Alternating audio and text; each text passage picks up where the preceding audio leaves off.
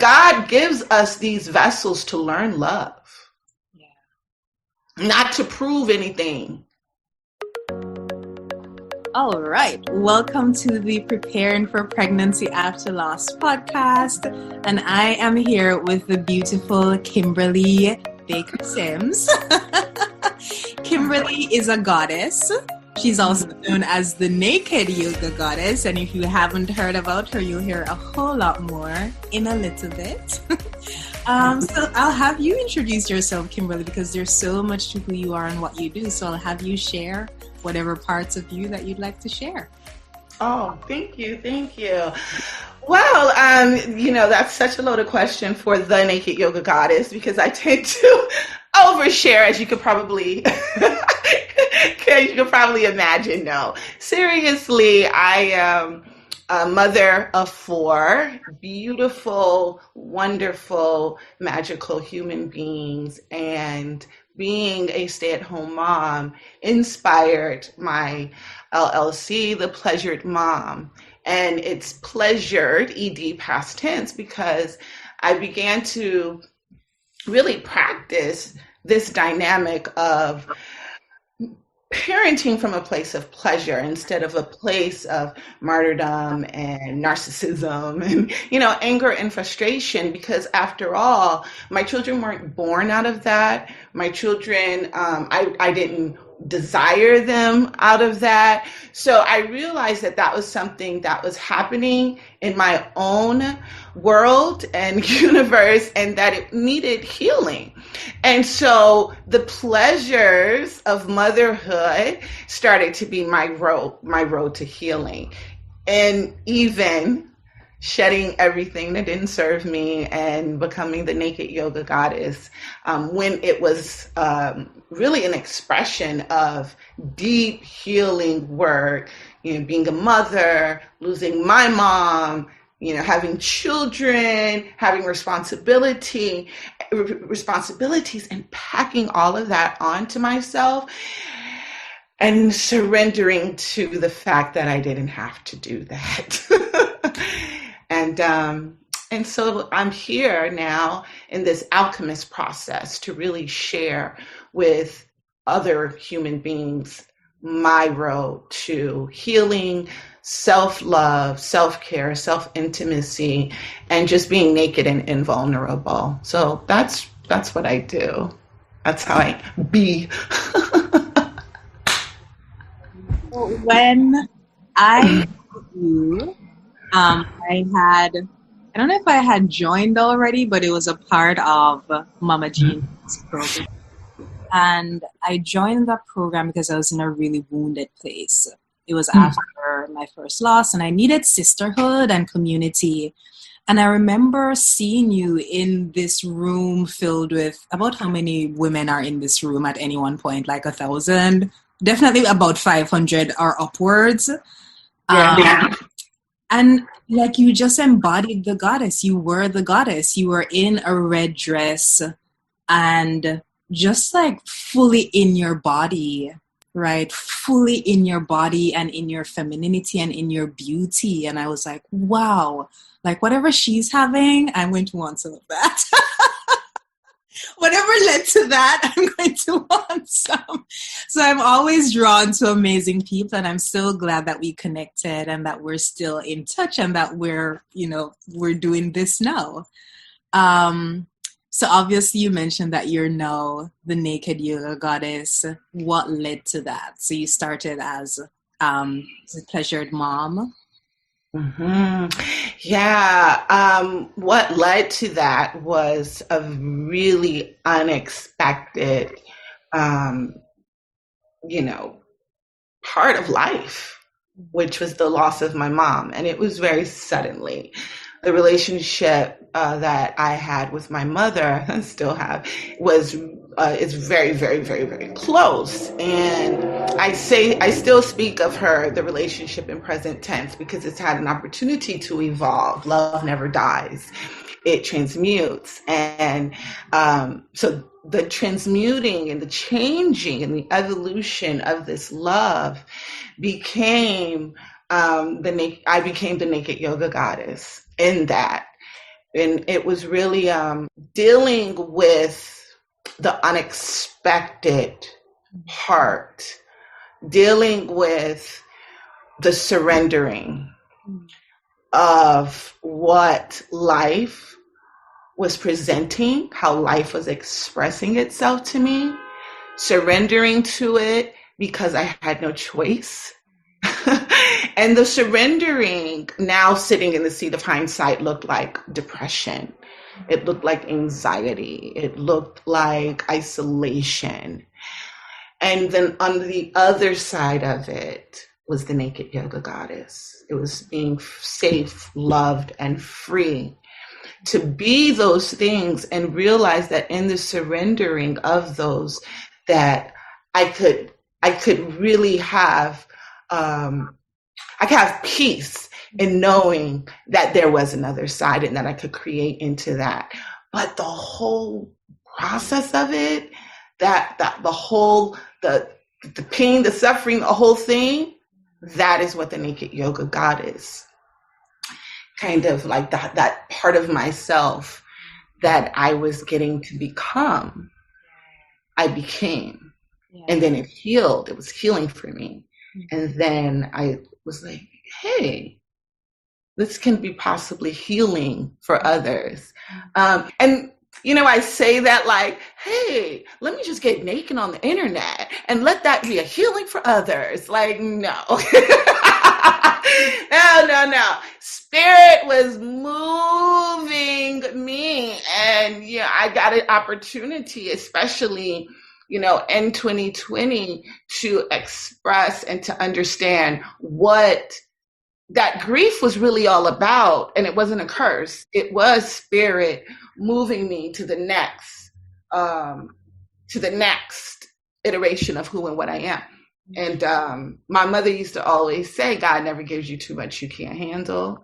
And so I used to really, really sit with that. And there was that part in me that, always connected part that said, this is for you. This is not against you. This is for you. And I stayed in that vibration until I realized, like, oh, okay.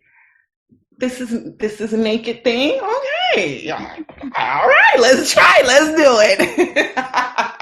Wow.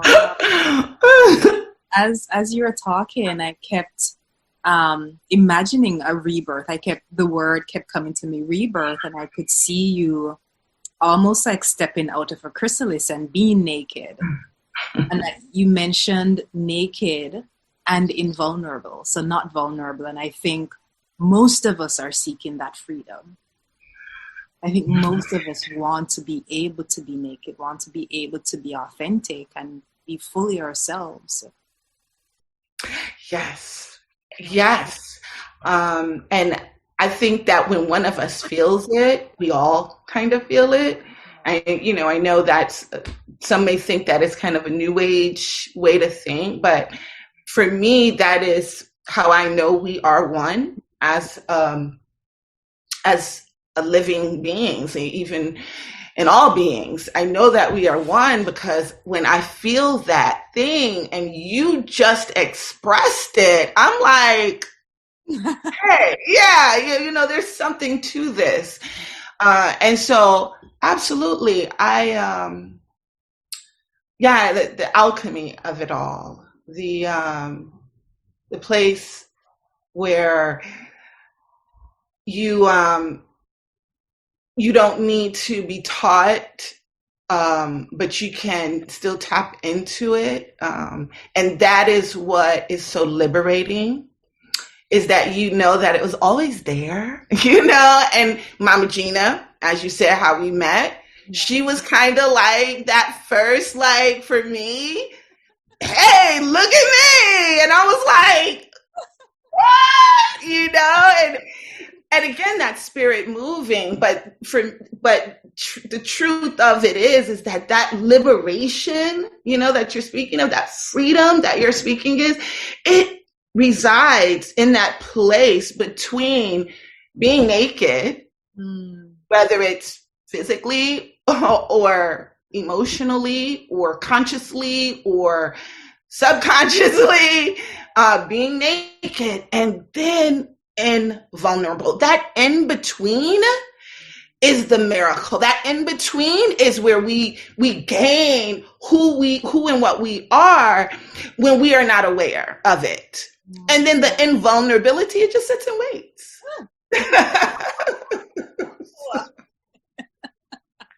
All right, I went to church today. It feels like That's a whole word. That's a whole word. Yes. But it's law. You know, it is the law of our universe. And we continuously, I mean, especially with what's going on in our country, in the world, we get very disoriented and distracted by man's law, especially when it is in contradiction to the universal law. But the universal law will always win out. Like it's either going to break you open or it's going to give you an orgasmic life. Oh gosh. It's up to us to be aware of it. Yeah. That's the in between the naked and the invulnerability. Yeah, amazing. Like all of that was just fire. Just fire. Okay, so you have already been practicing yoga and teaching yoga, right? Okay. And it sounds like yoga was a part of your healing and grieving process after your mom's transition. So what was the invitation that led to the nakedness? Oh, that's such a great question. Yoga has really movement, because before it was yoga, it was just dance. Before it was dance, it was running. Before it was, track and field, it's some other. So my body has always been a tool to my liberation and freedom, some way, shape, or form.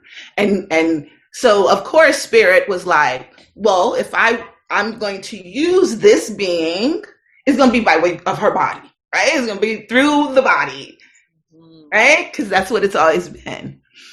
And so yoga, I started practicing over 20 years ago, and it was literally my place of rest, sacred rest as a mom. And it was so funny because I started doing yoga, and this is going to age me, with Rodney Yee, with DVDs in my living room. And my baby would go to sleep. And when he would sleep, I would then do these DVDs. And it became not necessarily about the yoga. It became about the pleasure that I experienced while doing the yoga. It became the truth of what the experience was while doing the yoga. And then I began to realize that I had a choice in how I wanted to experience life. I could experience how I wanted to be a mom. Yeah. I could be really angry about what I thought I didn't know. Or I could, again, just as with the grief and loss of and transition of my mom, I could go into it and understand it. And instead of going in and understanding it by way of pain and suffering, I went in by the way that I love. And that was yoga. And I just kept following the pleasure of it. And that is in everything that I do. So when I have these moments where I am easy, effortlessly connecting, and I feel like a natural woman, like Aretha said, then I'm going to be there. I've always been a person who, even as a child, if someone tells you where the golden ticket is, why are you going to go the other way? It just doesn't make sense to me. So it was the body. It was pleasure in my body. It was me feeling and connecting with spirit in my body. So when the rock bottom hit, and I had to surrender, because that is where I could be still and find the peace that I longed for. It was on my mat. It was on my mat. And the naked part of it was because I was having a moment. How many times have we had a moment and we had our moment and we're like, oh, I need to just chill out. Or we push the moment down. Oh, I can't. No, I was having a moment. I was like, oh, started to spiral into this place of my mother's not going to be here for this. I am never going to have her for that. One more moment. That was it. It was literally this one more moment. It was bursting me open because I just wanted one more moment. And then the surrendering was it ain't happening. Yeah. It's not. And I went into the mirror and I was like, I'm lost, like completely and total lost. And like, then what do I do? Where do I go? Yeah. And I started just, who am I? That was the question. Who are you? Who are you? Who are you? Because I thought if I knew who I was, that meant I could get myself out of it. Well, Spirit answered the question, answered the call, and showed me who I was. And it was when I took my earrings off and realized who I was not. My earrings, my ring, my shirt, my designer clothes, my bag, my car, my house. I wasn't none of those things. And then I started to see my mother in my DNA. And that one more moment was the appreciation and gratitude of this vessel that I had shared with her. And then I saw my mother, my arms, my legs, my face. Like now everybody's like, oh, the older you get, you look like your mother. Yeah, because I'm housing her with me in this vessel. So I get to tap into her anytime I want, and when you're in tune with spirit will show up, and it's beautiful. It's a beautiful thing. So, and all of that was by way of my body. So, sometimes we say, oh, that's just how I am. Okay, fine. Then use that. Use how you are to be more of who you are becoming. And that's what I love about Michelle Obama's book, is that little girl from the South Side of Chicago, yes, she never denied her. Yeah. She just became more of her. And look at what she did for the rest of us, liberation. So I'm inspired by that. And that's, what I pray to do as well, to be used in that way, to be sourced in that way. So you obviously began offering naked yoga classes to others and supported them in their liberation. How did that transpire? So that's funny. That's funny. It just, sometimes people say that the God and spirit doesn't have a sense of humor, but that has not been my experience. I am constantly cracking up like, are you serious right now? That's real cute. You're funny. So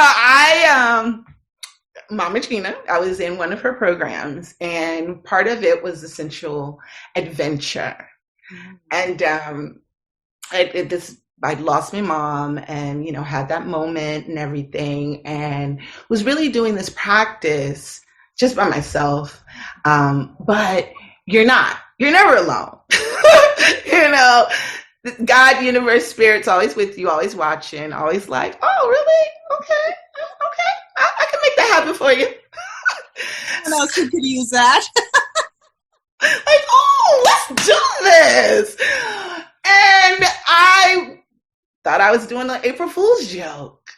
I'm teaching naked yoga, and I had been looking into it. It's so funny, but it was just like, I'm a mother of 4. I can't just be naked like that. So I went through it like my students. I've done that. And then I put it on Facebook, social media. I'm teaching a naked yoga class in Jersey. And at the time I was hosting these yoga classes and different activities and events for mothers to release and to relax, and yoga poses to do that.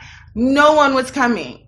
When I tell you no one was coming, Natalie, like it was literally, I would get food. It was just like gorgeous, and no one. And then and the mothers would. I mean, you can imagine the mothers was like, "Yes, I need this. This is great. This is wonderful." Nothing. So I'm like, what is going on? And I do this joke. After I post this April Fool's joke, I'm getting DMs. People forgot it was April Fool's Day because they were like, oh, this is real. Like, DMs. Oh, I got so many comments. And I was like, really? Y'all want to do this? And again, going back to when it's within you, it is of spirit. When two or more are joined together in my name, boom, miracles happen. Even on Facebook, because and so my mentor and just inspiration, like I look up to through this whole thing. I've just been looking up to this woman, Bernadette Pleasant, my friend, mentor, owner, founder of FEM, livefem.com. Shout out. She was like, get a room, like go ahead, get yourself a space and hold that class. I was like, what? She was like, get a space and hold the class. And I did. And that first class, it was sold out. Like the Mama Gena, the sister goddesses, and like so many other people, they came out.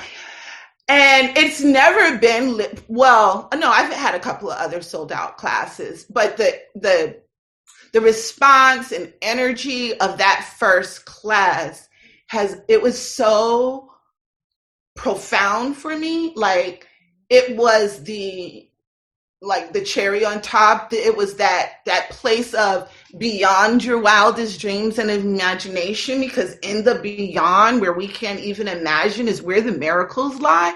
And I realized that I had gone on the beyond, and because this was beyond. Yeah. And so and then what Spirit said is you only are going to do what you are comfortable doing.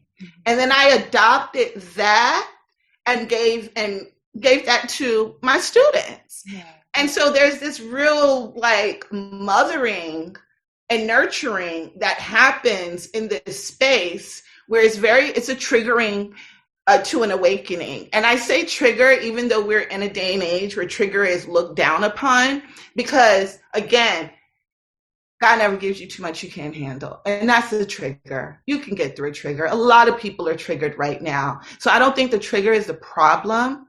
I think how we give it meaning is the problem. So I'm solving that by knowing that the trigger won't just stop there and I won't explode into violence or rage. That the trigger is actually going to allow me to shoot very clearly and directly right into the heart of the healing that I need. And it becomes an awakening. And I do that for my students. And so with the love and guidance of the sisterhood around me, it really did nurture. It raised the vibration of love and decreased that vibration of doubt. And that's what sisterhood does for me. So it was so important to also express that circle of sisterhood in my class when I had my class. I'm thinking that the word that's coming to mind is mastery, but also midwifery for you. I like midwifery. Yes. Hold the space of people rebirthing themselves. And for them, I like that. Yeah. For them to be allowed to be vulnerable, but then move to that state of invulnerability. to be safe in their nakedness. Like, yes. Mm. And I love that you said that, because that is impressed upon me whether I realize it or not, being a mother of 4. Like, it was important. I had 3 children under 5. Mm-hmm. So motherhood, having babies, like that was my university. And in getting that training, sometimes we as moms, especially if you're a stay-at-home mom, you feel like, oh, all I am is just a stay-at-home mom. But what you just said is exactly what I bring. I bring this midwifery. I know what it takes to birth anything, including yourself. And that is why birthing, it's needed. Others are needed there. Midwives, doulas, that community, that circle of sisterhood. It's not needed because, of course, you have people giving birth alone and all kinds of miraculous ways, but it's so pleasurable to have that. It's such a pleasurable experience. And what I realized is that we are so preoccupied with our nakedness, and it doesn't stop there. We're also preoccupied with naked emotions, and it's because we don't feel safe. And when you think about birthing a baby and what women had to go through, it's in our DNA, and not only in our DNA, but sometimes in the very beings that we're birthing, whether it's a male or female. And so transforming that energy where you are in a place of birthing when you're just literally open. I mean, you're a portal. You're a whole portal for something. You don't even know what you're a portal for. You don't know what that baby's gonna be like. But you are this vessel. And this energy, this being, whether it's your business, your new world, your new home, whatever, it's coming through you. And guess what? It's coming as you too. It's coming as you too. So how we are in that place of birth is so important. And how we are is also important, but who we have around us is also important. So I love that you said that, midwifery. That's exactly, I even have a part in the class where you literally turn over in a fetal position and you sit up, Yeah. This is so cool.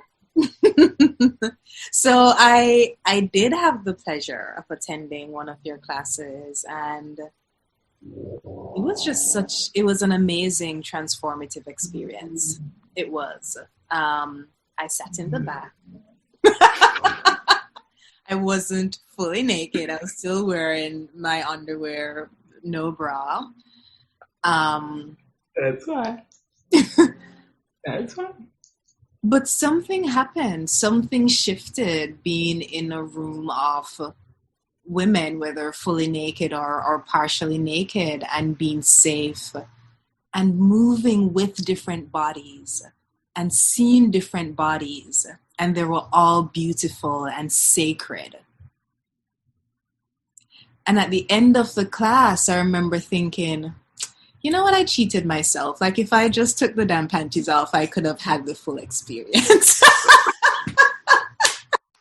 You have to start somewhere, right? I've never had right. Public, so you have to start somewhere. That is absolutely right.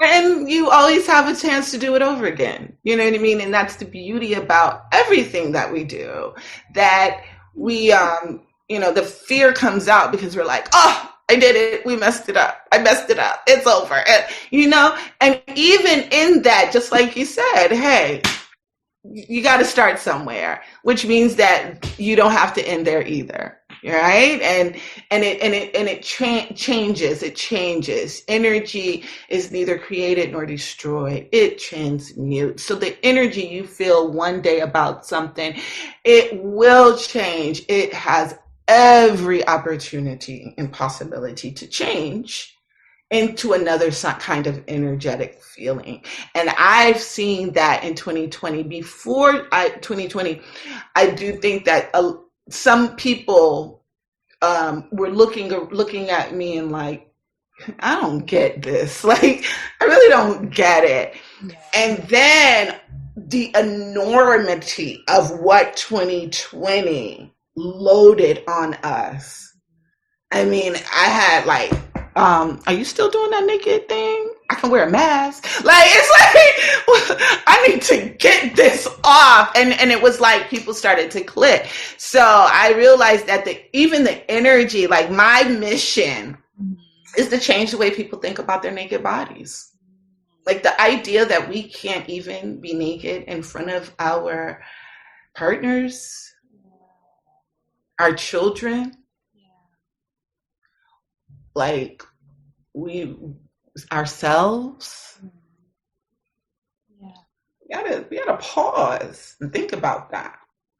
Why is that? Like clothes is just like fear. People believe that fear is just a part of life. No, it is not. It is not. It is an indicator of the healing that you need. Love is a part of life. And when you make fear a part of life and expect it, we get the shit storms that's happening right now. And that's where people are now waking up and saying like, that is not the answer. This way I was thinking, that's not the answer. Love is the answer. You know, all these cliches, there's coming back. And even when you can't find yourself loving the other person, that is not where the love needs to be. The love needs to be for yourself. I've never been able to love people in the way that I've loved them until now. I've had this amazing love affair with myself. And now it's like, oh, I get it. I get why all we need is love, because damn, that was all I needed. Yeah. Tried and true. Wow. So you get to see and work with bodies, right? So tell me about what you're able to observe that we're holding in our bodies based on trauma or past experience or something that's unhealed and unresolved. I'd love to hear your perspective on that. Oh, gosh, I definitely think I will be writing a book one day. Nice. Just like, I mean, it's a couple of them, but specifically this one, having a bird's eye view of a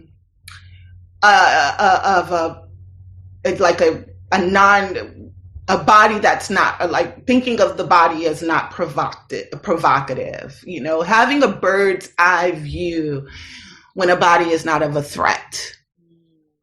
Then you see the beauty. You see that, you know, I love this moment.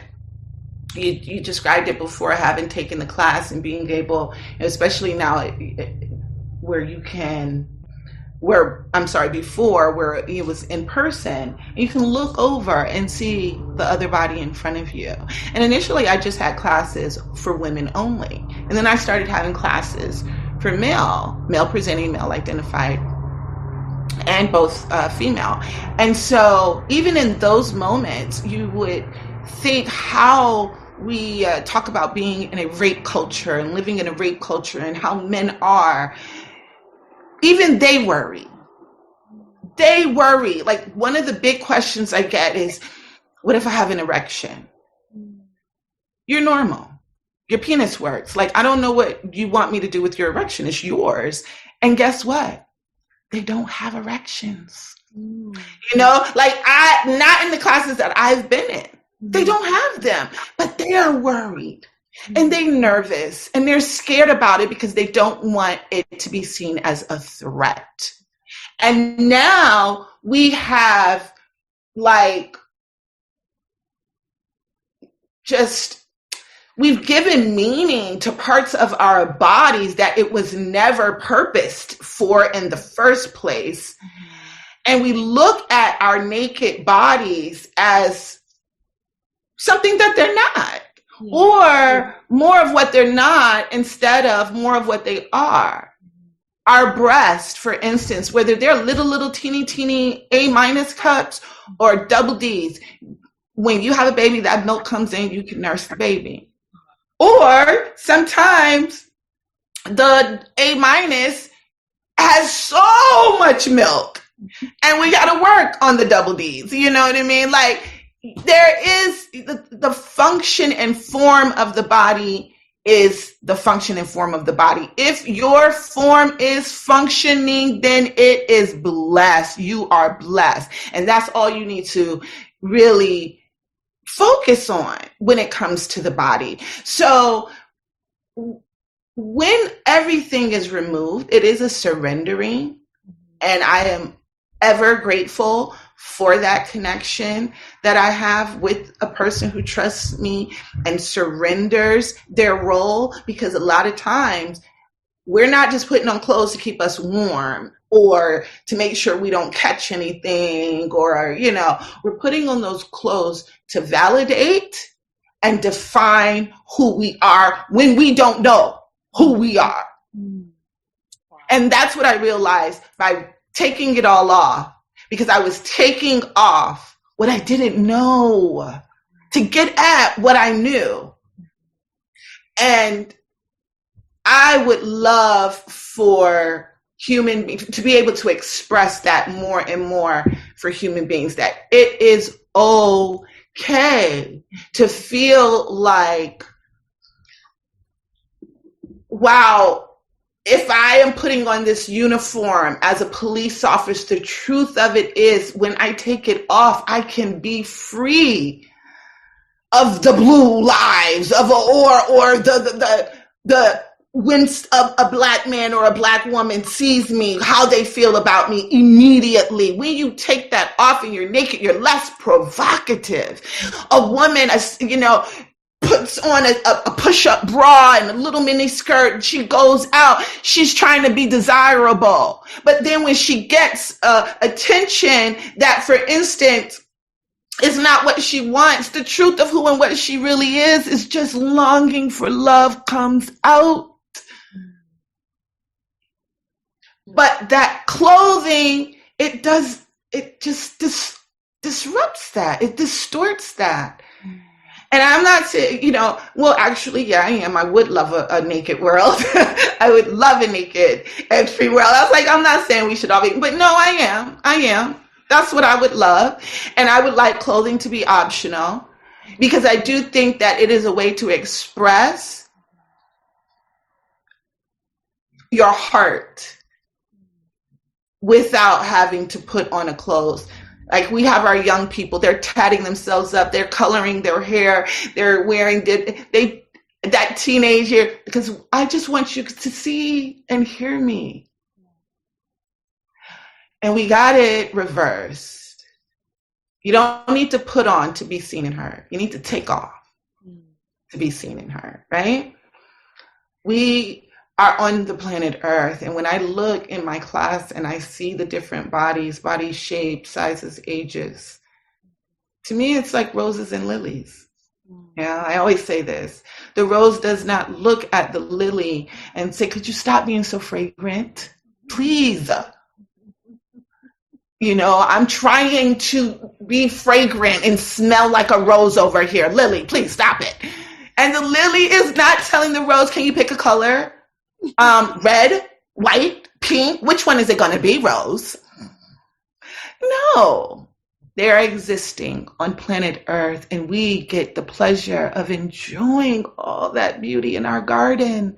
So what does God get to do as he see all of us on Earth that is a garden? So be the rose and be the lily, chrysanthemums, be your best all the time. So what are some of the things that people tell you about how your class helps to transform something in their life or unblock something in their life?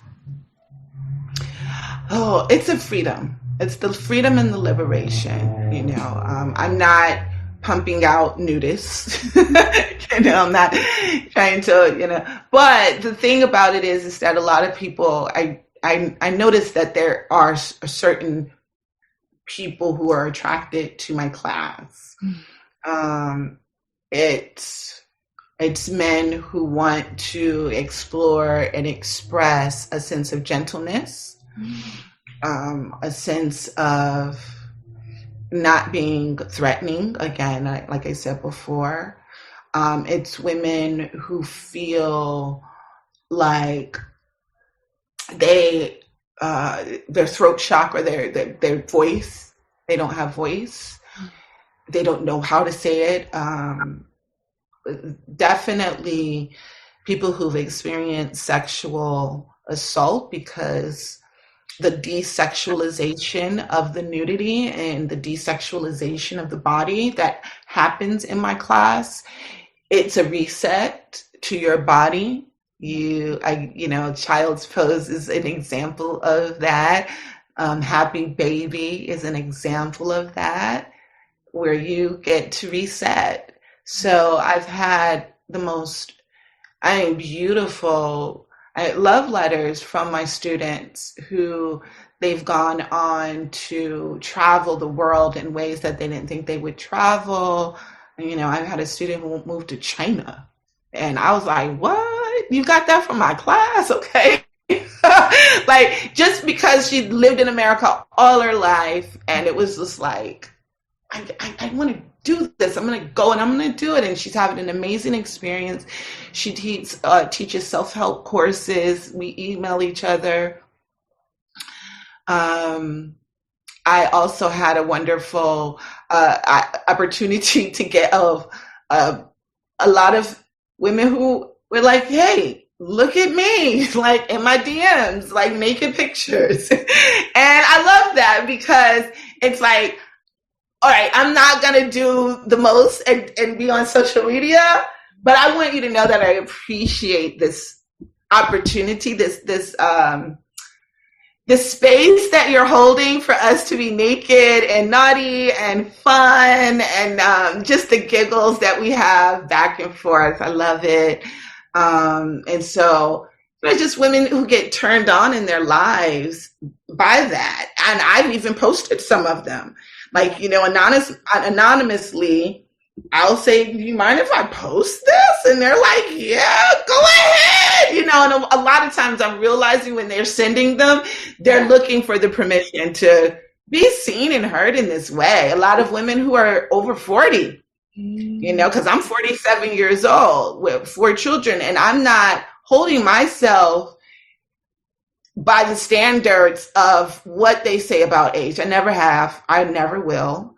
And so that's fun. And then people who go on and start their own brands, body positivity brands, moving and evolving and expressing how the body is not a place where we're just trying to get fit, but the body is a place where we can enjoy ourselves, so like different inspirations like sensual movement.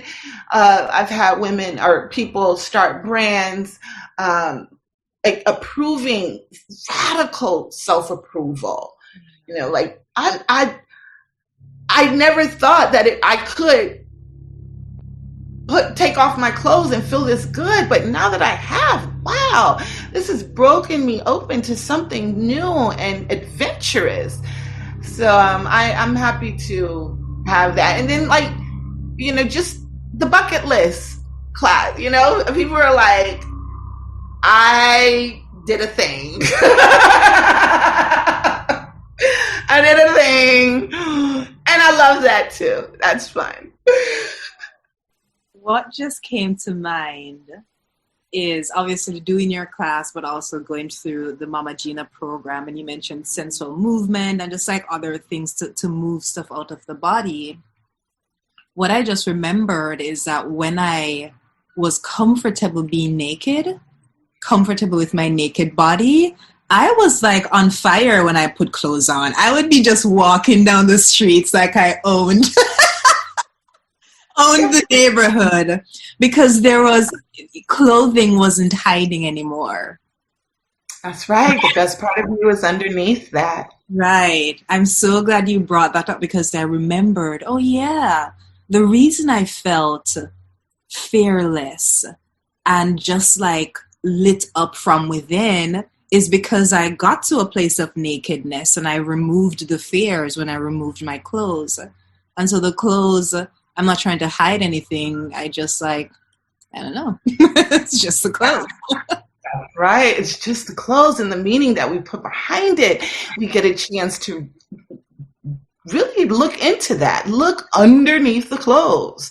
Like, what is really underneath these clothes? And that's why we have, some back in the 90s, people getting shot over tennis shoes, stepping on your shoes. Like they were stepping on your soul. No, they weren't stepping on your soul, but because we were identifying with these sneakers and clothes as if it was who we were, then it was like, you step on my shoes, you are stepping on my heart. You're stepping on my work ethic. You're stepping on my life that I've worked so hard to get these shoes. But there is another way, there's another way to think of like your heart and your body and your arms in that form, in that function, understanding that it is the best part of you. And when you put clothes on, it is to adorn you. It is not to cover up. It is not to create something that you're not. It's to amplify it. So yeah, you could walk with a strut and be like, oh yeah, yup.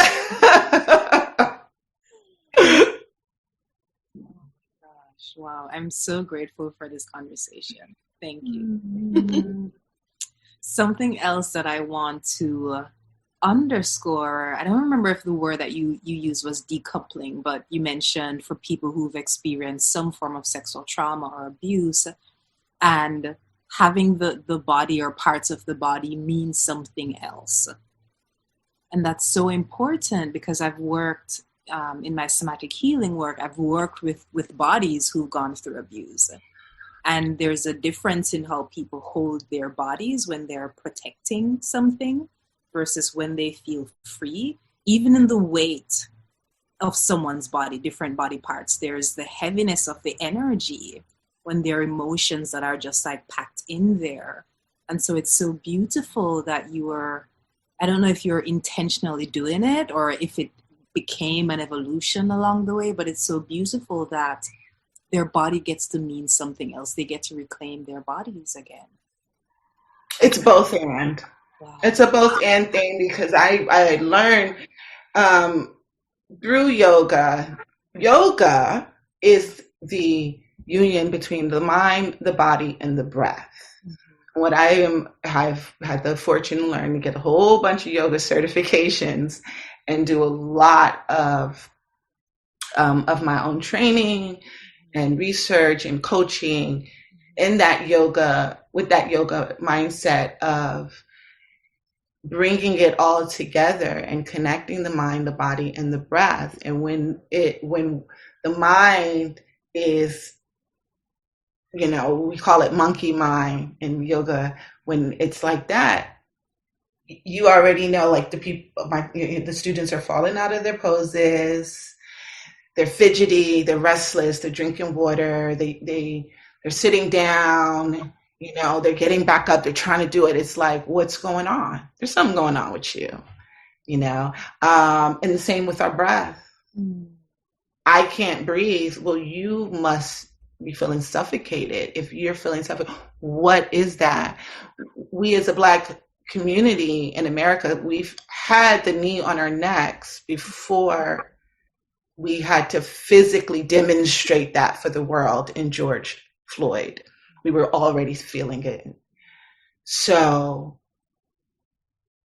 what happens when you get an opportunity to just be with yourself and remember, but also know, that's why I say my class is about being safe, loved, and free. The safety is realizing that sometimes you're not safe.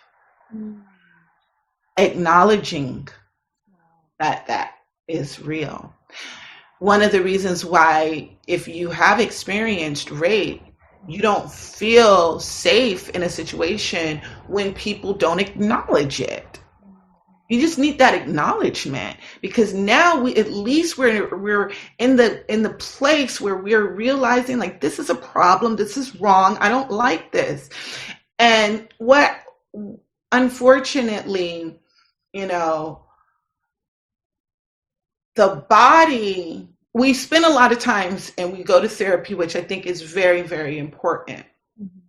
But sometimes that's not everyone's way of understanding their trauma. Like I said, for me, because I've always been in my body, it was my way of getting into my body and connecting. And also, when I knew in yoga how important that was, I acknowledged this is important, and it's always important to connect that mind, body, and energy, that mind, body, and that breath. Yeah. And so acknowledging that being naked could potentially be a place where you received trauma. The acknowledgement is so important. And then allowing my students to have their experience without trying to tell them how to do it, how to be it. So in this moment, what's happening is, if you're getting a different experience of nakedness, and you're getting a different experience of being in your body, when maybe perhaps the last time you were in your body, it was a traumatic experience, and that's why you got the fuck up out of there. And I honor that. I honor that because I've experienced that. And so I know what it means, and I know what it feels like. So I also know that it doesn't have to be the truth. And the space that I create, which is also another dynamic in yoga, is creating that space. In the space, again, between the nakedness and the invulnerability is the space where now someone who has trusted me, had faith in me, can now, instead of being re-traumatized, can find healing for themselves. I don't believe that I'm a healer, but I do believe that the safety that I created, so that's why I said it's a both and, because I do intend to create a safe container. But the miracle comes because safety inspires so various types of expression of healing. Yeah. And that's what I really am so proud to hold the container, that safety. And I'm serious about it. And it's very intentional. Even on Zoom, like, I'm creating this space and this container for you to have your own experience in the comfort and safety of your own home. It's not necessarily about seeing the naked bodies. It's about feeling the nakedness. And 2020 in my own process, really allowed me to understand and recognize that there is so much depth to feeling safe and naked. Yeah. And this is being sourced in that way. Ooh, wow. Okay. So you're having classes, your classes have evolved, as we've moved into this new digital age. Tell me more about how those classes work. Well, I was like a deer in the headlights when March 2020 hit, like much of, like the whole world, right? We can say that safely now. Yeah.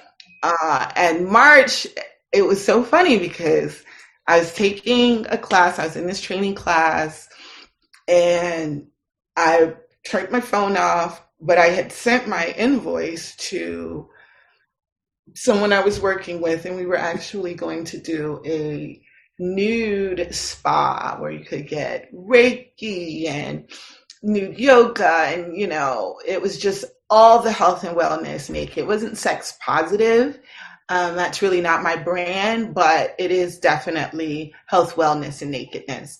And so I was coming to do a class and act as a host in this experience. I sent my invoice to the organizer before the class, and I think I had some other things going on. I went into my class and they were like, well, we're canceling the rest of the class. I was like, what is going on? I turned my phone off, got out of the class. I was like, okay, turned my phone back on. Well, this is canceled, and we're gonna and we got to figure out what this is. And I was like, what's going on? And yeah, so I initially was like, there's no way I can do this over Zoom. There are people who break into the Zoom rooms. They do all kind of weird stuff. I am the only one that want to be triggering for my students. I don't want my students to be like, okay, I'm going to be naked. And then like all the bad stuff that they were fearing happens. I was like, what am I going to do? And then I paused. I really did. I paused and I started to work on myself, and not even work on myself, but I was taking the opportunity to do the things that, because I was working, taking care of my 4 children, that I said I didn't have time to do. I was like, okay, I'm going to do that. So I studied more into yoga. I got deeper into yoga in the process of taking and getting another yoga certification online. Was that I was also learning about teaching yoga online. How crazy is that? And so then a whole nother program started to come up and out of me called the Art of Selfie, where it was like, oh, I'm really working on myself, and in me working on myself and building this confidence in my solar plexus, like I'm becoming a better yoga teacher. Wow. I'm really understanding how to use the Zoom. Every class I get another little Zoom, thing where now people are like, Kim, how do you do that? I was like, really? You're asking me on how to online things? What? It's just like, wow. And that was all in the matter of me just taking the opportunity to work on myself, which led to the opportunity of this new class that I'm offering every Thursday, nude yoga. And it was really a leap of faith that, hey, I'm going to do this, and I'm going to still bring to it the same vibration that I brought before, because maybe it's not about the room. Maybe it's not about the place. Maybe it's not about the pandemic. Maybe it is about the experience. Yeah. Trust that. Have faith in that. If you build it, they will come. So Zoom room, I got students. I'm teaching every week. It's fantastic. Amazing. In case any of the listeners or the viewers want to check out your class, which I highly recommend, where can they find info about it? Oh, okay. All my classes, all the information is on my website, thenakedyogagoddess.com, thenakedyogagoddess.com. And I also do a lot of stuff on Instagram to like kind of shout out. So if you're an Instagrammer and you're always on Instagram, you can find me at Naked Yoga Goddess. It's the same thing, just without the Perfect. All right. So let's transition into motherhood and giving birth. I feel like a bridge to that is what you teach your own children about being in their bodies or nakedness, but what you are living, what is it that you pass to them? Starting my entrepreneurship as the Pleasured Mom, I did because that's really my pleasure, being a mother. And initially when I first started, I had my first child, I was wanting to be around other mothers because I felt really like, I don't know how to do this. My mom lived far in Buffalo, so it's just like, why do you do this? And she's like, you got to get into friends that are mothers. You've been this single girl, and now you're got a family. So I found, friends, and they were mothers, and I just kept finding the same type of dynamic. They were frustrated. And I'm like, didn't you want to be a mom? And then the flip side were the single women that I was still friends with who didn't have children, who were longing for children. And I started to say to myself that whenever I would get, in those mommy moments, pause. A lot of times it was because I didn't know what to do. When in doubt, so my philosophy became, when in doubt, love. Really. If I don't know what to do in this moment and I'm feeling it, and the only thing I can do is just hug my kid and give him a kiss, guess what I did? I hugged him and kissed them. A lot of times these babies were sick. They had colds. When one gets it, the whole house. And I would have friends, and they would be going to the emergency room, Tylenol, doing all this stuff. And I was like, this baby just wanted me to hug them all day long. I did that. They slept. We slept. Now, thank God I got it. I got a chance. Their father was very much a great, awesome provider. And so by 24, 48 hours, they were fine. Kids were fine. So I started to realize, wait a minute. I think motherhood has so much to do with how I'm mothering myself, how I'm mothering this situation, and I don't have to mother it and be unhappy, And then that's when I was like, be honest, be honest, be transparent. Your children love you, and that is unconditional. I feel like I can't sing, but I love to sing. And so I would sing these lullabies to my babies. They might be the only one in the world who want to hear them. And I never forget my firstborn. I was singing, and the doubt came in, and I was like, this baby is going to be up all night because you cannot sing, that ego thinking I need to sound like Beyonce, and or not even Beyonce, Aretha, really. I'm thinking Aretha. And my baby is looking at me like, you're an angel. Thank you for singing. And I'm just like, really? What? That's what it is? Okay.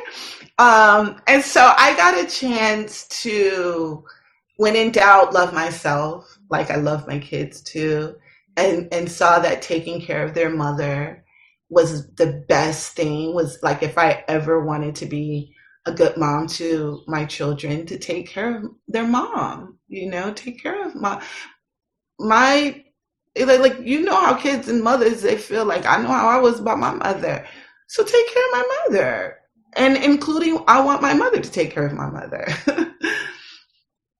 And so, yeah, that's, and then I never kept a secret. I always, so the one, when in doubt, love. The other philosophy I have is, I grew up in the 80s, and I remember seeing a lot of these amazing women, mothers for other folk. And then when you found out behind the scenes, the life of their kid, they hated their kids. The kids hated them. It was like isolation in the home. You know what I mean? And here they are, they're writing books, right? All the time. The best hashtag relationship goals. As soon as they start selling books and everything, and you pull back the veil, you see, oh no, that's not. So I always said, whatever I do, I'm going to do it. I'm going to be it first. And not only be it, but be it to myself and around. And I'm going to be it more than I do it. And I'm going to let my kids see it. So they know that I'm naked on the internet. They know I have naked yoga every week in on the Zoom room. They know all of that. I have 3 teenagers. And what I don't experience is fear, doubt, and worry that of stories that I could potentially make up in my mind. Because if I'm being true and integral to what I say and what my mission is, in my eyes, I'm doing something amazing. And I think that when you're doing something amazing, you got to share that with your kids. And not that I'm trying to have my daughter on my next, nude yoga video. Matter of fact, you didn't even see my kids on Instagram or on my website. But what I'm saying is the same principles and container that I hold for perfect strangers, you best believe that container is being held for my babies. And if I can't do that, whoa, pause. Let's do this. Let's work. Let's look what's going on here. Because sometimes that causes the fear and doubt in our businesses. Yeah. Because we feel like we're being a fraud to the people that we love. Wow. Powerful. Deep. So the last we spoke, you mentioned that your youngest is like totally embodying the goddess, just like in it.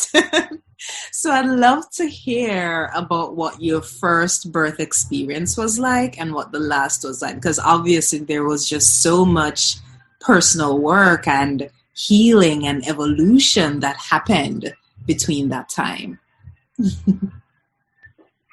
Absolutely. And it's so funny because my oldest is 19 and my youngest is 7 years old. That's so funny to me. Wow. I really did that. 7 to 19. And then I have 2 teenagers in between. So the teenagers, I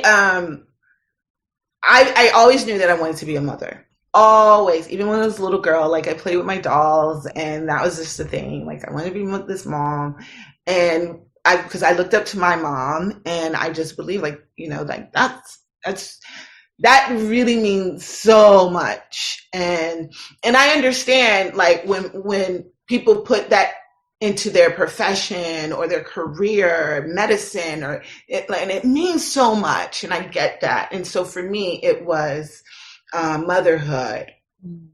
So I was all gung-ho and I was excited, and it was just like, and my children's father, love of my life, yeah, I have these babies, 3 babies, under 5, boom, boom, boom, boom, boom. And then I learned so much seeing different mothers than my own mother.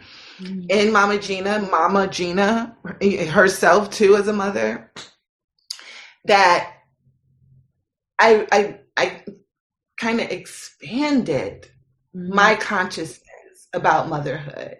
And when I expanded my consciousness about motherhood, then my experience did. So my oldest child, oh wow, I had the 7-page birthing plan. That was one thing. 7-page birth plan, and when I went to the hospital, they pretty much threw it out the window. And I was very much, I had natural childbirth through all 4, but one of the things that I believed was that childbirth was not an ailment. It was not cancer. And I fought and fought. I was in this fight with my first child, with the doctors, with the hospitals, just fighting them. That this is my way, this is how I need to have birth, and all of that. And it didn't matter to them per se. It mattered so much for me. So I wanted to have a different birth experience with my fourth child. And it wasn't because the other experiences were bad or horrible, or I didn't appreciate them, but it was because I wanted to express the power of motherhood in a way that I knew was true. Instead of thinking it was true, I knew it. And I'd done so much work in between my third child and my fourth child to actually express that and experience it in my birth. And because I felt that way, the whole universe raised up to make that happen. So I started to watch, and do research on documentaries about orgasmic births, birthing at home, doing exactly what I said I could do, which was have this baby. And I knew I could have this baby. She was the biggest, almost 10 pounds. I was over 200 pounds. I think I probably got up to about 240, 245. What? I was like, woo. But let me tell you, in my body was such confidence and assurance because of the pleasure that I had experienced over and over again, that I knew pleasure in my body. And this was the same pleasure that I was able to tap into later on when my mom died. So the birth and through the death, I can have this pleasure. The change in my life, I can have this pleasure. Can't nobody take it away from you, baby. Go back to church. I can have this pleasure. And I did, and I used my bullet. I self-pleasured as I labored. I labored for 2 hours. And it was really what I learned from, my being pregnant this time in the orgasmic birth, is that it's the same kind of thing. And that's what you got to understand about your body and the meaning that we give to our bodies. We give this meaning of, this is pain. This is like, no, this is an expansion like you've never felt before. So you cannot give a true meaning and name to it. You are being a portal. Do you really know what it's like to be a portal and pass a whole being through your body? That's supposed to be easy. Who says that is not supposed to be easy? It is for you and that being to experience. So here we are again. Life is knocking at the door. Open up. And so I trusted it. I trusted that my body can do what millions and billions over generation after generation has done. Every being you look had to pass through some woman's body. And I was one of those women. And I knew that no matter what I did, my first pregnancy, second pregnancy, third pregnancy, and even, my first pregnancy, the sonograms, they were just like that black and white picture. Fourth baby, it was 3D sonograms. Like I could see her moving around, doing her thing. So I was going to make this baby. I was going to create this in which is in me, through me, coming out as me, and she's a reflection of the goddessness that I had the goddess energy that I had really brought into my being instead of doing it, being. And that's why she running around here like a little goddess. Yes. And so, yeah, I had an orgasmic birth. I mean, I took my bullet with me. And it was so funny because the midwife, I had it underneath my pillow. And I knew exactly, like, I knew when I was crowning, I knew everything. And I told my child's father, my children's father, when we were going to the birthing center, I was like, she's going to tell me I'm about 7 centimeters dilated. And sure enough, got in there, measured. She's like, you're 7 centimeters dilated. I was like, this is my business. This is not the business. This is my business, my baby, and my body, and I can do this. And so, yeah, the midwife went under my pillow and she pulls out my bullet. She's like, what is this? I say, yeah, it's what you think it is. She was like, wait a minute, you were using a vibrator through labor? I was like, yes, I was. Why do you think she was running back and forth from me to another room. And in the other room, she was like really working with this woman. It was her first baby. And every time she came back to me, she was like, okay, you're okay. You're okay. Okay. I was like, why do you think I was okay? I was okay. Gosh. Okay.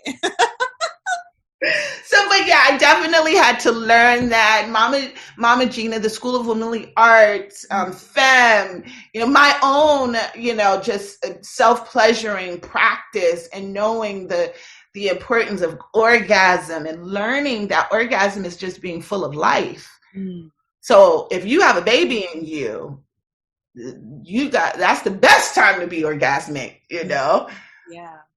And you're making a baby. That's an orgasmic opportunity. And bringing forth that baby is an orgasmic opportunity as well. Yeah. Whew. I have to underscore that because that movie, as I work as a doula, Orgasmic Birth is one of the documentaries that I include in the resources for my clients.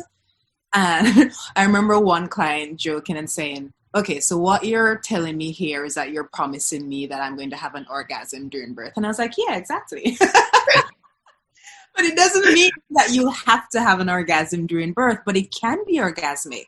So I love for them to see that other perspective because we mostly see some woman yelling her head off about to punch her partner because and it doesn't have to be that. It can be beautiful and orgasmic.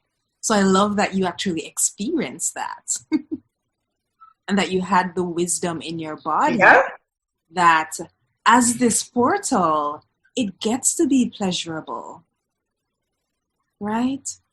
Yes. And what's so cool is that, there's this relationship between tension and pain, and the more tense we are, the more pain we experience, and the more challenging it is for the baby to move down in your body, right? If the baby's like stiff inside of you.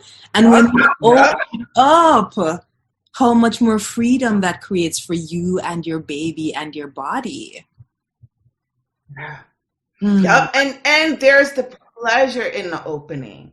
Yeah. But you do feel, you're like, oh my God, but when you go to what your body knows, then you are now speaking the language of the body. Oftentimes, we come to the body trying to communicate and commune with the body from the perspective of ego. Ego does not speak the same language as the body. The body speaks in sensations, and it doesn't assign negative meaning to those sensations. The sensations just happen, and then it is for us in our minds to be able to think of solutions in respect to those sensations. But oftentimes the ego steps in and starts to disrespect the body, and the body is not the type to just be, would you stop disrespecting me? No, the body's not going to do that. The body's going to shut down, and you'll have dis-ease. You'll have tension, tightness.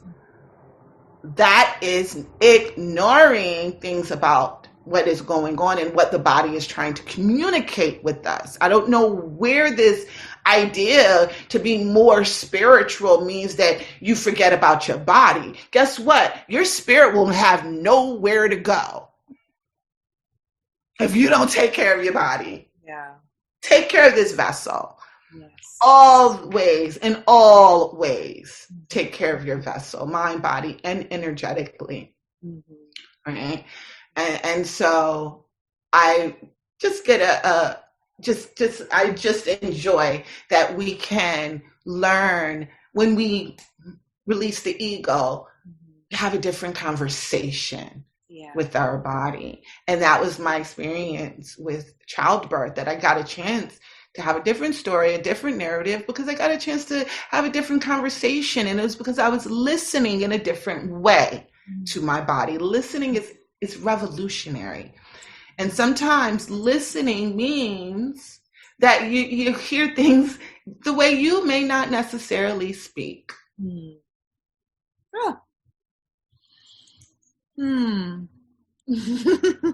We're speaking the same language.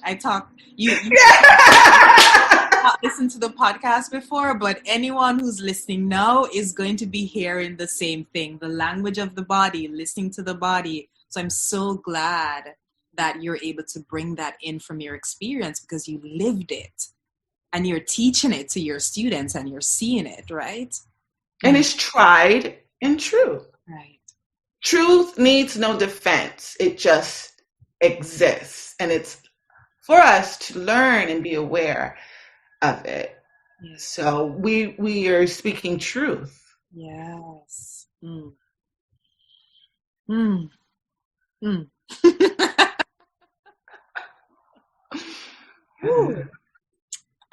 I don't even know what else to ask. It's just oh, good. All that needs to be said. That's wonderful. Thank you then. Wonderful. For someone who hasn't felt that liberty in their body, or to who even the idea of pleasure not only sounds foreign, but even sinful. And I say that because I do come from a religious background. What could you offer to them to just pull that veil back a little bit and allow themselves to move into this world that we've been talking about? I think what I have been taught and learned is that the true sin is what you think, the ill thoughts you have about yourself and about your body and about who you are, and not recognizing that God lives within you, through you, as you. And that is tits and ass and everything else that we have.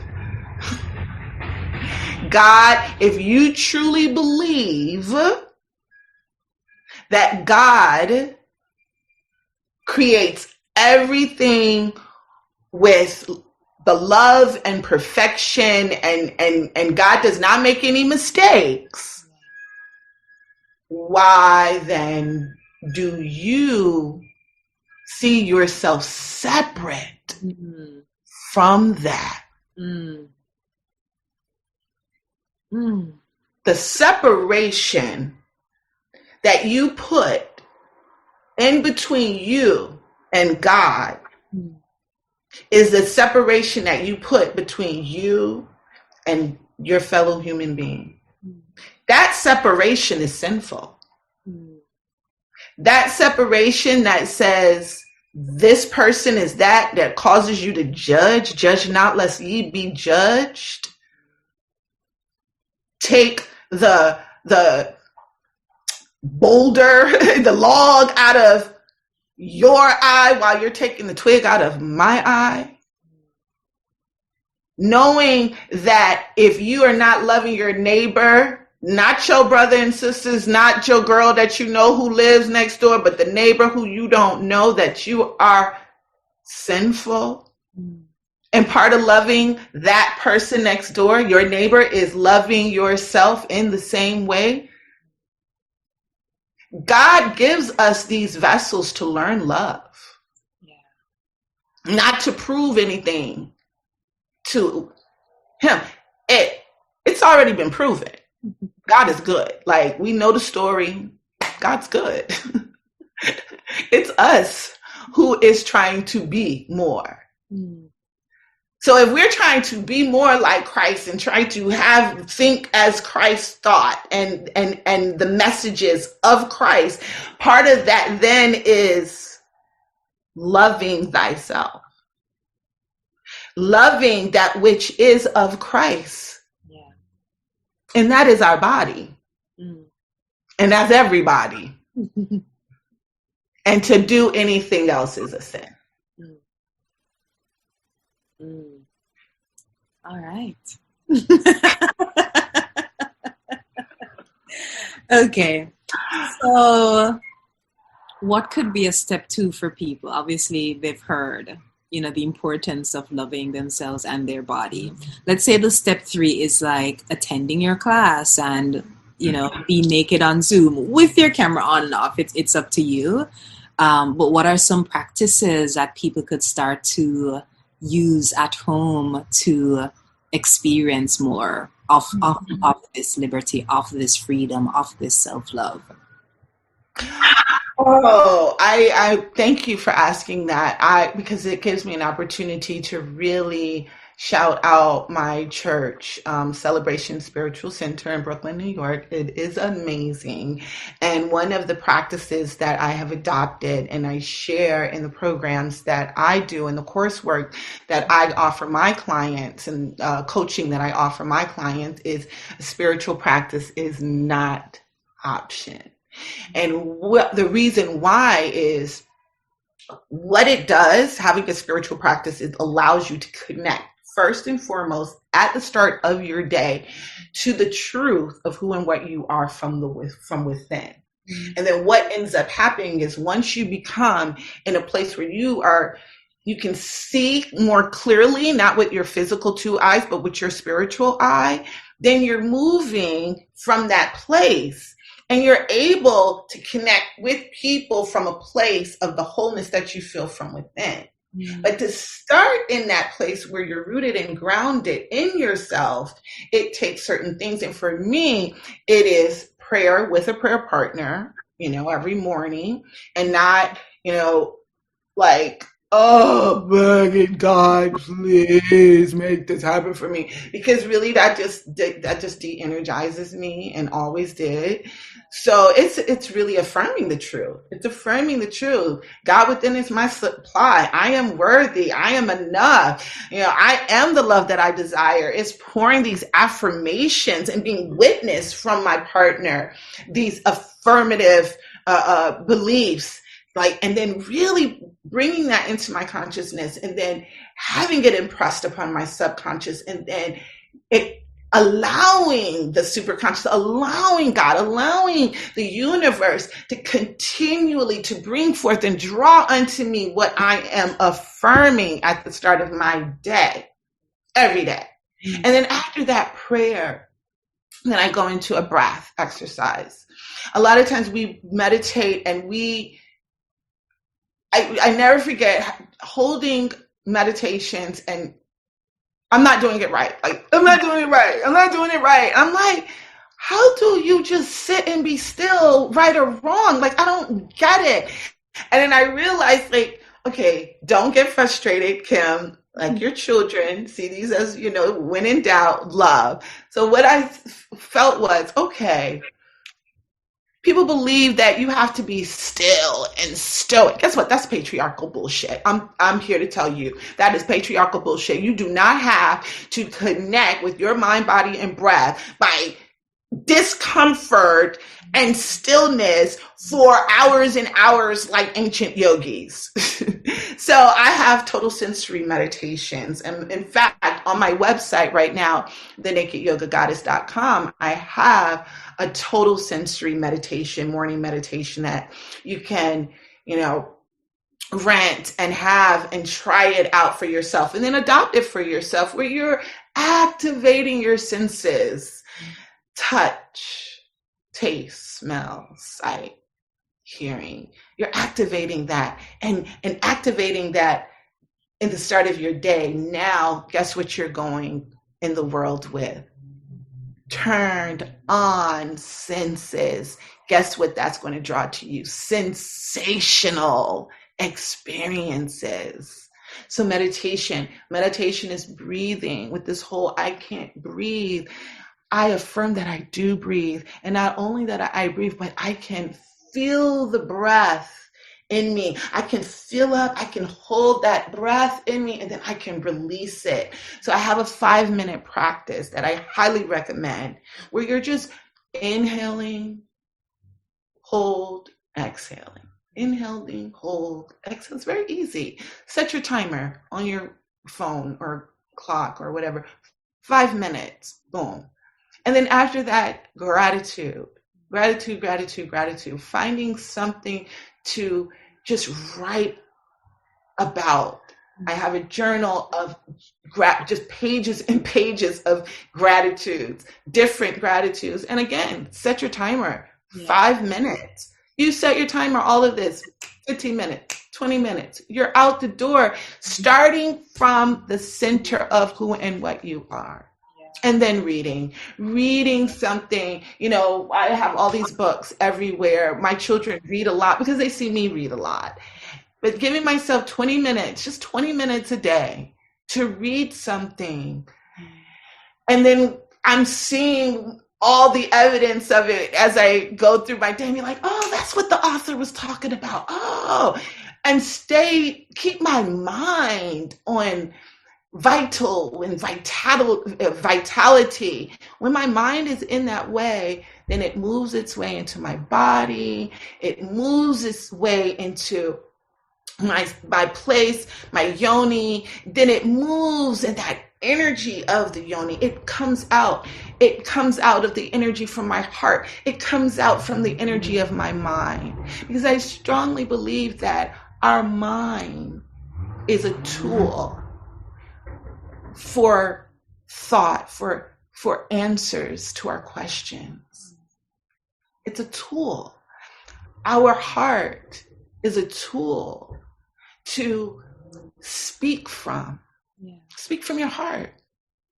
And our yoni, the penis, like it is a tool to really ramp up and really like bring and energetically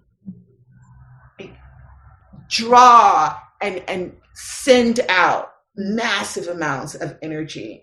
So when I talk about orgasm, we learn that in our area of pleasure, our yoni is the first place where we enjoy that sort of orgasm. But orgasm radiates through our entire body, and you can use and house that energy to manifest. So we manifest with our orgasm. We can use that as a tool. We can think of things. We can desire with our hearts, with our minds, and we can be open to listen to where the opportunities to get exactly what that is with our mind and our thoughts. It's just such a beautiful orchestra. It's such a beautiful orchestra that we get a chance to experience. Yeah. Oh, so powerful. Because you are what you attract. And so when your body is filled with pleasure, so beautiful. Wow. Well, thank you, Kimberly. This has been an orgasmic conversation. I definitely feel lit up and on fire. And I remember when we spoke, maybe like a week and a half ago, the visual that came to me, and I said it to you, that you're just like a wellspring of wisdom, just like pouring and pouring. And today it's fire that I'm actually feeling, just like fire coming up. So thank you for bringing in all of those energies and being just the bright light that you are, and sharing all that you share with just all of who you are. Thank you. Thank you. Oh, thank you, thank you, thank you. I appreciate that. I appreciate knowing you. I appreciate, this journey and this opportunity to connect. Yes. It's when the pandemic first happened, it was like, how are we going to create community anymore?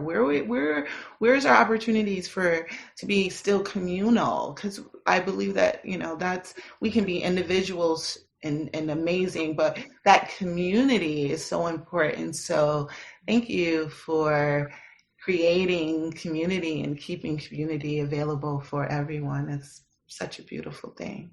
Absolutely. Thank you. Well, everyone, you have just heard another episode of the Preparing for Pregnancy After Loss podcast. And wasn't this episode just fire? Like, I'm sure that your lives and your visions and your dreams are lit up right now. So just sending you lots of love and hoping that whatever way that this needed to touch you or that this wants to touch you, that you get to run with it, you get to move with it, you get to expand with it. And again, you can find Kimberly on thenakedyogagoddess.com, and on Instagram, she is at nakedyogagoddess. You can find me at nataliefacey.com, in Facebook at the Birth Warrior Community in Facebook, and on Instagram at the Birth Warriors. Thank you all.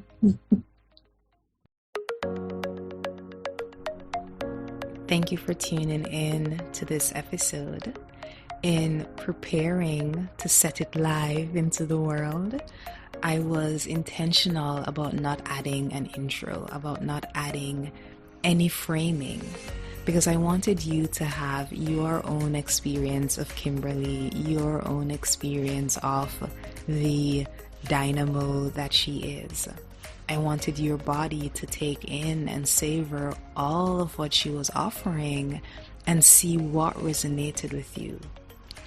And what a joyful, inspiring, and pleasurable conversation we had. There are so many themes and insights from that conversation that are still with me, especially as it relates to the birth warrior journey. Your journey to healing after a loss or infertility, your journey to preparing for your next pregnancy, your journey to creating the life that you know is possible for you.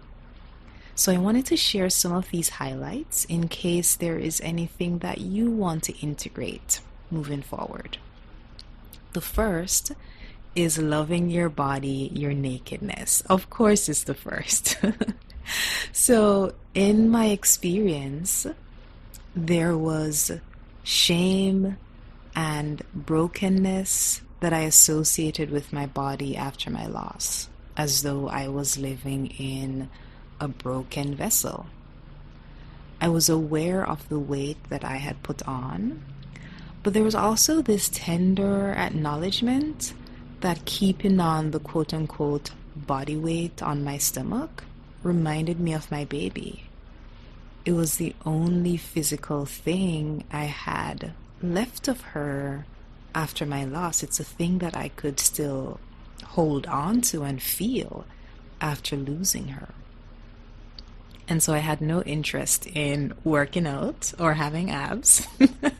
I simply bought bigger shirts. And under those shirts, I felt protected from criticisms or the expectations of what my post-pregnancy body should look like. But I was also hiding. And how empowering it would have been to arrive at a place of being naked, staring at my body, and loving all of it for all of what it went through. And also loving it because it's mine, it's my body, right?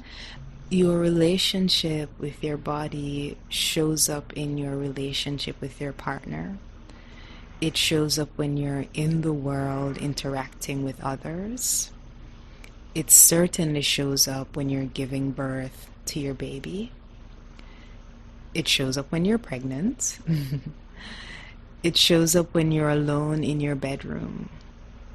it's what determines whether what you say to yourself in the mirror are words of kindness and appreciation or words of criticism and judgment. And if you're living in this body, if this body is the vehicle and the vessel through which you travel the world and experience the world and experience others, experience life, then it's essential that that relationship is one that's healed. It's essential that that relationship is one that feels safe. And of course, our bodies have gone through so much so that it might not feel safe to live there anymore. But in order for you to experience your wholeness and your power, then my invitation to you is to begin practices that can help you to connect to your body. Begin practices that can help you to make your body home again. So Kimberly shared what some of those practices can look like. It might be yoga and other movement practices. There are other things that you can start doing, looking into the mirror and appreciating yourself, writing love letters to your body, letters of appreciation to your body, experiencing pleasure in your body, really being kind in what you say to your body, wearing clothes and jewelry as a way of adorning and decorating your body. Your relationship with your body gets to be one of reverence for all that your body, your strong and beautiful body, does for you, all that it has gone through. And can I just take this moment to say that what informs beauty is what we see in the media. Who's the main character or the person who all the girls or all the guys or all the humans in that movie are attracted to, whether it's high school or college or in the office or at a party? Someone writing a movie script has been telling us what beauty looks like. Another human being that breathes, that goes to the toilet, another human being has been telling us what beauty looks like. Someone putting together a magazine has been telling us what beauty looks like. And what we also know about magazines is that the images are frequently photoshopped. It could be to make people look skinnier, it could be to make their skin look smoother, to add curves in places that curves don't exist. So we're holding ourselves to a standard that does not exist. We're judging ourselves by someone else's opinion of what beauty is and what makes them the expert, right? What makes them the expert? When I see a magazine or some headline on, like a lifestyle blog saying that this person was named the most beautiful woman in the world, I'm like, hell, you've seen all of the women in the world. You have seen all of the women in the world. All corners of the earth, you have seen all the women. And why is it that those features are what constitutes beauty? Why isn't beauty all of what we are? It gets to be that. You just decide that it is. That looking at yourself, it's beauty. Your eyes, your forehead, your nose, your body, your skin, the length of your arms, all of it gets to be beauty. The other thing that's coming to mind is research shared by Dr. Bruce Lipton, who I just love. And I once heard him speaking about when you feel beautiful inside, when you feel good inside, there are actually chemicals that you release so that you appear more beautiful to other people. So isn't that interesting that your perception of being beautiful actually makes you beautiful? It makes you more attractive to other people. All right, so that was point one. loving your body, loving your nakedness. And point two, which I could not avoid but highlight, is the theme of sisterhood and community. So Kimberly mentioned the work of Mama Gena. So if you want to check her out, she is at mamagena.com, Mama Gena's, MAMAGENAS.com, and see if that or her work resonates with you. It might be your first introduction to the goddess. It might be the first time when you learn about the goddess that is inside of you and has been wanting to express herself. So I highly recommend that you check her out. And I would say that being a part of that community, it is definitely the thing that created openness in my body, created openness in my life, and more fearlessness, being able to turn past painful experiences into power. So I'm really grateful that the conversation that I had with Kimberly brought back memories of what that experience was like for me, of being turned on to my power, of being turned on to the woman, the goddess inside of me, and all that I wanted to create in the world, and having the permission to do that, because there were rooms filled with, I don't know, about 1,000 women or more in some cases, from different backgrounds, all different backgrounds, different walks of life, different ages, different areas of work, and just all on fire, just all really connected to their power and their wisdom, and highlighting each other, uplifting each other, celebrating each other. Just so powerful. And when you have that experience, there's no turning back. Like when you see women standing in their power and are able to own it, there's just no turning back from that. So check out that website and see if Mama Gena's work resonates with you. See where it might lead. Who knows? It might be a breadcrumb that leads somewhere else. Also highly recommend Kimberly's naked yoga class. So go on her website, thenakedyogagoddess.com. Check it out. I know you're curious. I know you might already be on the website. So go check it out. And try a class. I was just thinking that my husband shouldn't be surprised if he walks in the living room and sees me naked on a yoga mat.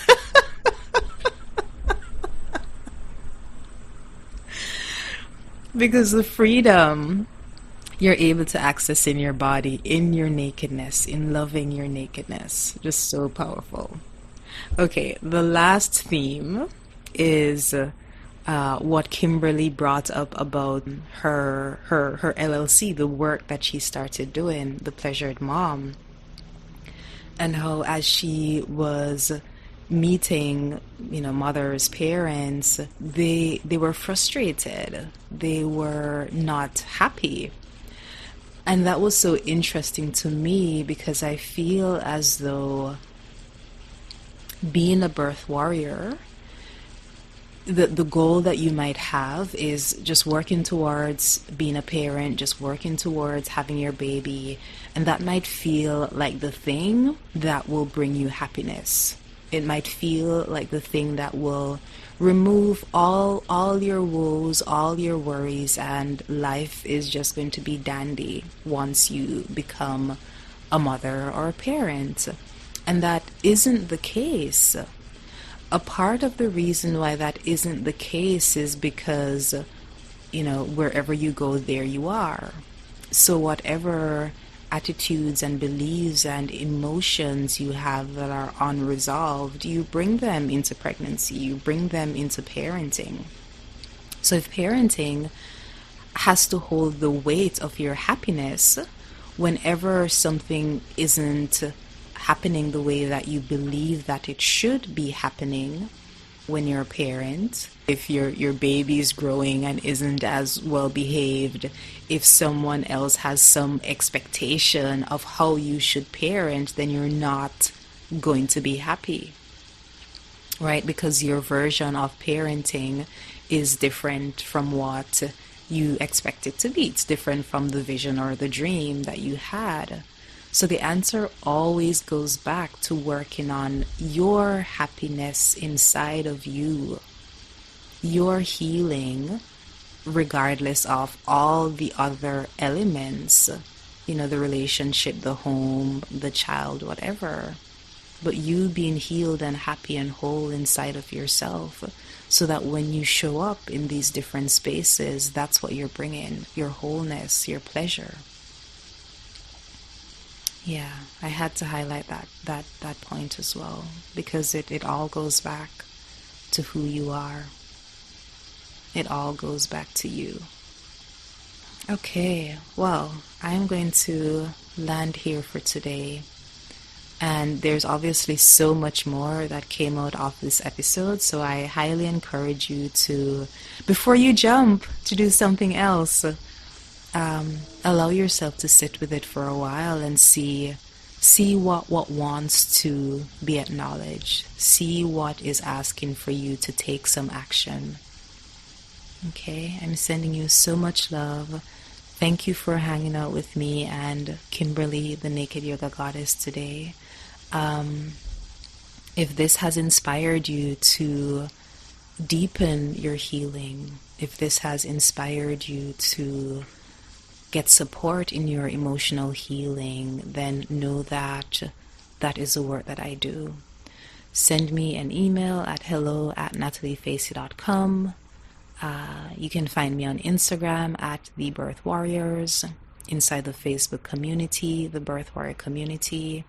But take the action that your soul, your spirit, the goddess within you, that your body is asking you to take to move to the next step of your healing. And I also wanted to send a shout out to a few of our listeners who've reached out. Can I just say that it is so delightful to receive an email from you, and it's so delightful to learn how this podcast has been healing for you, the impact that it's been making in your healing journey, in your birth warrior journey. So I'm sending some love to our OG listeners, our new listeners, and everyone who has been sending me love and appreciation energetically. Thank you for that, and thank you for being on this birth warrior journey and for taking the steps to your healing, to your wholeness. All right, sending you so much love. Have a wonderful rest of week, and I will see you in the next episode. Bye.